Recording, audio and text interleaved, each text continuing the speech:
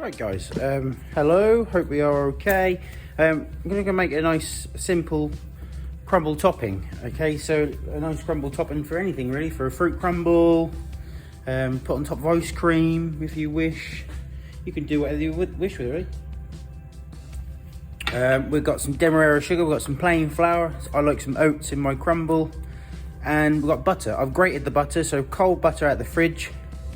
Grated, it'll make it easier to rub it in with the flour, okay, rather than have big lumps. All right, it'll take probably half the time that it would normally. So all we're going to do is we're just going to put our sugar and our oats to one side. We're going to add our flour, so it's plain flour. Okay, so I've got plain flour and my grated butter. Okay, so firstly we just want to gently mix it around just so we get all that butter nice and free. Okay, so we haven't got a big clump of butter. And then we're going to use the rubbing method. Okay, we're going to use our thumbs and our fingers. We're going to start rubbing our flour and our butter together until it's all sort of crumbled in. It'll look a bit like breadcrumbs by the time we get there. Okay, so I'm just going to rub this for a second, okay, and then get back to you. So as you can see, the butter's all gone into the flour, it's all rubbed in. Okay, it's sort of like changed, you probably can't see it on the video, but it's changed colour. It's gone a bit yellowy to my eyes, but there's no big lumps of butter. Okay, it's all crumbled in nicely, but that's, you know, grating your butter, cold butter out the fridge, it's nice and easy. But this probably took me 2 minutes rather than 10 minutes with a big cubes of butter. Okay, so all we're going to do then, we're going to add our oats in. We're going to add our demerara sugar.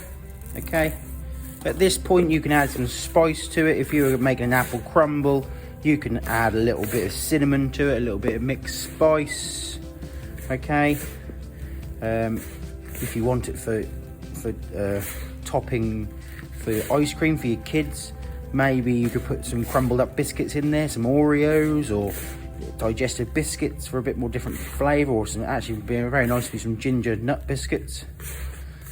All right, but once this is made, this will keep for a few weeks in the cupboard, and then you can just, or keep it in the fridge if you wish, and then just bring it out whenever. Okay, so that's our crumble all sorted. So we just mixed our oats in there and our sugar. All right, so it's all nice and combined. Then what we're going to do, you're going to bring a tray in. Okay, so we've got a nice flat tray. Okay, we're going to add all our crumble in, and this is what we're going to cook our crumble in. Okay, so at this point you could have put that straight on top of some apples or some fruit for a fruit crumble. I like my crumble nice and crispy. Okay, so I always do mine separately. Yeah, so I would always make an apple compote and then put my crumble on top afterwards. So this is going to go in the oven about 150, 180. Okay, but then every 10 minutes we're going to move it. Okay, we're going to give it a stir just so it doesn't congeal into one big lump, so we get a nice crumble. Okay, so this is our crumble after 10 minutes in the oven. Okay, you can see it's getting a little bit of colour, so we're just going to break up a little bit. All right, because we don't want one big sheet of crumble. We're just going to turn it over a bit, so if you get a little, like my side here, start to go brown a bit more. Okay, just gently go through it, a bit like you're raking the garden. Okay, just rake it through. All right, just so there's no big lumps, but we want some sort of texture. Okay, so if we've got some little lumps, a bit like that, okay, there's nothing wrong with that. It's going to add a bit of texture. There's going to be crispy bits, they're going to be nice little chewy bits.